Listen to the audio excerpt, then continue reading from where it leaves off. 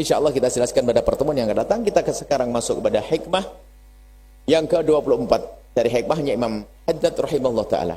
Berkata Imam Haddad rahimahullah ta'ala, nafa'ana Allah bihi wa bi ulumihi wa bi ulumi masyaikhihi wa talamidatihi fid dharaini amin. Dan qala idza da'ad nafsuka, jika dirimu mengaku-ngaku. Ini teguran bagi orang yang sok sudah merasa makom wali assalam, sudah merasa dia soleh, betul. Kritik sebelum Imam Haddad agar kita mengkritiki diri kita sendiri. Orang pangkatnya tinggi adalah yang kenal Allah. Orang yang kenal Allah adalah melihat semuanya yang ada di dunia ini adalah juga selain Allah. Kekayaan adalah pemberian dari Allah. Sehingga kalau orang kenal Allah dengan sesungguhnya, imannya, ibadahnya tidak akan berubah-ubah karena kekayaan, tidak pernah berubah-ubah karena harta. Sebab ada orang di saat fakir rajin beribadah, di saat kaya hancur fakir nyungsep ibadahnya. Berarti dia ibadahnya, kedekatan kepada Allah berubah-ubah karena dunia. Sementara kalau memang orang kenal Allah dengan sesungguhnya, di saat kaya dia adalah tak rajin, di saat fakir tetap rajin. Karena urusannya adalah dengan Allah. Ada waktu belum punya sepeda motor, belum punya mobil tuh, pengajian tuh di barisan paling depan. Maksudnya bukan ini maksudnya, gambaran misalnya. Ini mah orang soleh semua, jangan. Paling depan. Giliran sudah dapat istri, bisa beli motor, tidak kelihatan lagi dia. Awal-awal agak belakang, mundur sudah. Akhirnya berarti fitnah istrinya. Motor yang fitnah. Berarti dia adalah tidak mampu dengan harta, tidak mampu dengan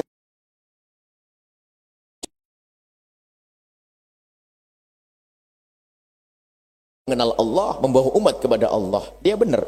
Tapi banyak orang yang dengan harta kepleset, dengan kata kepleset. Kenapa kepleset? Karena dia tidak menyadari bahwasanya itu untuk menuju kepada Allah. Maka Imam Haddad ini menyinggung orang yang sok-sokan, seolah-olah sudah kayak wali, masya Allah. Tidak suka dunia, masya Allah. Yang penting aku Allah gayanya. Sudahlah, tidak usah ngaku-ngaku dulu. Tes dirimu, kata Imam Haddad. Idza da'at nafsuka annaha, kalau dirimu mengaku-ngaku,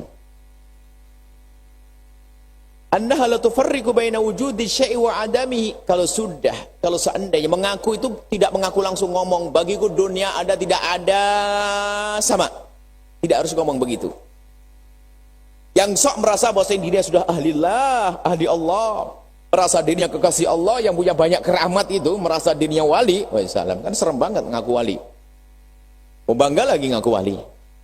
Enggak sah pengakuanmu kecuali kau uji. Wujudu syai' wa adamihi. Adanya dunia dan tidak adanya harus sama bagimu.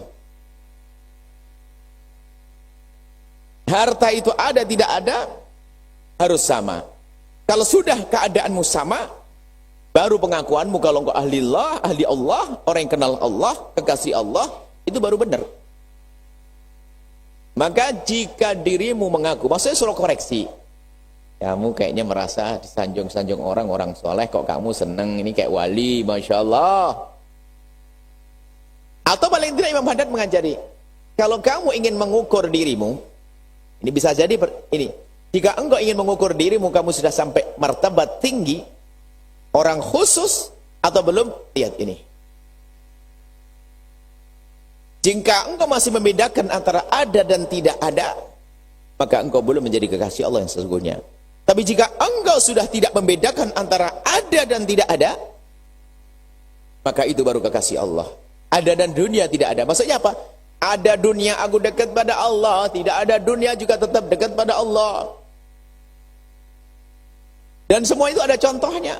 Dan memang kadang tidak bertemu dalam satu orang, tapi ada di orang lain. Misalnya ada Abu Hurairah, tidak pernah ada. Fakir terus setiap hari kelaparan. Abu Hurairah. Tapi dia kekasih Allah. Ada orang yang sampai kekayaannya tuh sampai digambarkannya kalau seandainya aku buka tanah itu di bawahnya ada emas. Abdurrahman bin Auf. Bisnisnya lancar, kaya. Tapi kekayaannya tidak merubah dia. Beliau untuk menjadi orang yang dekat kepada Allah. Ini hanya gambaran maksudnya. Kalau pada seseorang ya mungkin dia kaya, soleh, fakir, soleh. Maksudnya itu jangan biasa dengan gaya mengaku-ngaku. Ngaku-ngaku ini adalah bahaya. Ngaku-ngaku soleh, ngaku-ngaku Masya Allah. Sudahlah, ente jangan ngaku-ngaku. Kalau kamu ngaku-ngaku harus diuji dong. Apa ujiannya di sini? La takna, jangan kau percaya. Takna, jangan kau puas dengan pengakuan dirimu. Hei orang yang kau soleh. Kau merasa dirimu baik. Yang sudah punya zikir ribuan. Atau mungkin punya majelis jamaahnya ribuan. Atau macam-macam. Yang merasa dirimu punya kelebihan. Lihat. Tes. Pada takna minha. Jangan kau puas dengan pengakuan dirimu itu. Bisa jadi itu bohong jerumuskan kamu. Bidzalika, jangan kau percaya dengan pengakuan bahwa dirimu orang soleh, orang hebat, orang baik, hatta tahtabiraha, sampai kau uji dirimu bil amraini, dengan dua hal jami'an, sama-sama, semuanya. Sampai kau uji. Ujiannya adalah apa? Sampai diuji. Dan tidak harus menguji beneran. Artinya, ini peringatan saja. Kalau seandainya harta ini hilang semuanya, tetap dekat pada Allah atau dia. Jangan-jangan malah marah kepada Allah. Dahulu waktu bisnisnya lancar, dekat dengan majlis, dekat dengan ulama, dekat dengan Allah. Di saat sedikit dikurangi saja, ternyata berubah. Gagal. Gagal. Tapi bagi orang yang punya kesadaran iman tinggi, mohon maaf, misalnya, dulu sukses bisnisnya. Sehingga di saat dia sukses, dia bisa bangun masjid, bangun pesantren, bantu orang dan sebagainya. Tatonya dia jatuh. Maka tidak akan ada penyesalan karena dia kenal Allah. Dia semakin dekat kepada Allah di saat bangkrut. Bahkan juga tidak tasya'um, tidak pernah prasangka buruk kepada Allah. Ya, gara-gara aku senang bantu pondok, masjid, akhirnya saya nyungsep. Tidak ada begitu. Bahkan dia akan berbangga bahwasanya, untung melaratku setelah aku bangun masjid. Untung melaratku setelah aku bisa bangun, bantu banyak orang. Coba kalau melaratku dulu, nah, masih berbangga karena dia kenal Allah, sehingga tidak akan berubah dengan keadaannya. Atau sebaliknya, makanya jami'an itu artinya apa? Yang ahli ibadah di saat fakir, belum tentu ibadahmu benar. Kalau seandainya kamu jadi kaya, kira-kira bagaimana? Kadang-kadang di saat betul-betul hartanya pas-pasan, rajin ngaji, rajin sholat berjamaah. Di saat mulai kenal bisnis, ini gara-gara janjian bisnis itu sudah meninggalkan sholat jamaah. Belum, baru mulai. Sudah banyak ditinggalkan. Majlis yang biasa dilazimi, gara-gara ada janjian. Mas, anak mau lihat barangmu nanti ya. Kapan? Malam Selasa. Nggak ngaji. Nah ini kan berubah sudah. Mestinya diatur. Kalau ingin janjian bisnis dengan aku, ngaji dulu dong. Wah hebat. Kurang lebihnya seperti itu. Ini kan Imam Haddad ini mengajari kita koreksi. Jangan hanya ngaku-ngaku saja ahli istiqomah, orang baik. Ntar dulu. Jadi diuji. Jami'an itu maksudnya apa? Di saat dirimu kaya lalu kau ahli ibadah, belum tentu. Belum tentu dianggap benar-benar, kecuali diuji di saat dirimu fakir. Dan itu pun ternyata tidak harus kita buang harta kita menjadi fakir. Tidak. Akan tapi bagaimana jika hartamu digunakan kebaikan, bagaimana kau senang atau tidak? Kalau senang berarti ini tanda bahwasanya dengan kekayaannya dia tidak akan tertipu dengan kekayaannya. Buktinya apa? Dia masih senang menggunakan kekayaannya untuk kebaikan. Di saat fakir, dia rajin beribadah, maka tanda dia tulus kepada Allah di saat dia fakir, maka di saat mendapatkan karunia tidak akan berubah. Dengan apapun, tambah rezeki, tambah apa, nggak akan berubah. Tambah tahta, tidak akan berubah. Tetap istiqomah dalam kebaikan.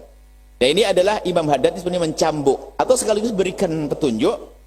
Bisa saja cambuk bagi orang yang merasa dirinya sudah soleh. Coba uji dirimu. Dulu belum punya kerjaan kamu rajin. Gara-gara punya kerjaan kenapa banyak alasan? Dulu masih jomblo rajin, punya istri seharusnya tambah bangga dong, senang dong. Ada tempat halal yang diridhoi masih sambil rajin. Itu ujian. Kalau belum, aduh, ngaji ente dulu adalah ada maksud selain Allah Subhanahu wa taala dan sangat rugi dengan niat-niat yang tidak baik. Idza da'at nafsuka annaha la tufarriqu baina wujudi syai' wa 'adamihi, kalau Dirimu mengaku sudah Masya Allah, dunia bagiku tidak ada artinya. Ada tidak adanya dunia sama bagiku, jangan didengar dulu sebelum diuji. Jika engkau kaya rajin ibadah, kalau seandainya fakir berubah atau tidak. Jika engkau fakir rajin ibadah, seandainya engkau kaya berubah atau tidak. Dan tidak harus kita di saat kaya membuang harta kita, tidak. Akan tapi apa yang Anda lakukan dengan harta Anda di saat Anda kaya, itu adalah cara menguji diri Anda di saat Anda kaya. Dan di saat Anda fakir, cara mengujinya adalah perhatikan dirimu di saat tiba-tiba mendapatkan karunia, ada perubahan tidak? Jika ada perubahan, maka sesungguhnya dicurigai kedekatanmu, ibadahmu adalah bisa jadi bukan karena Allah Subhanahu wa taala. Inilah hikmah yang ke-24 yang dihadirkan oleh Imam Haddad rahimahullah taala.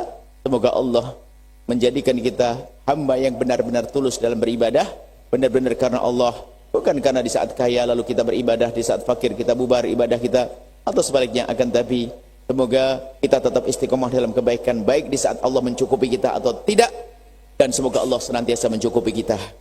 Semoga Allah memberikan kepada kita karunia-Nya. Dan itu saja, sehingga kita tetap istiqomah di bawah karunia Allah Subhanahu wa taala, bukan istiqomah di dalam kekurangan ya.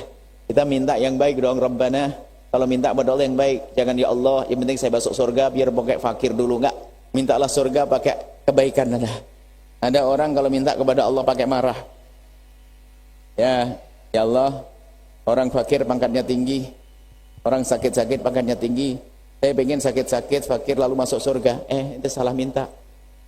Allah ngajarkan Rabbana atina fid dunya hasanah, mintalah ya Allah, berikan kepadaku kecukupan di dunia, sehat di dunia, masuk surga. Kan begitu. Minta yang baik. Mintanya orang marah bahaya. Ada orang nggak punya anak, duitnya banyak. Akhirnya ngomong, ya Allah, kaya kayak begini nggak ada artinya, nggak punya anak.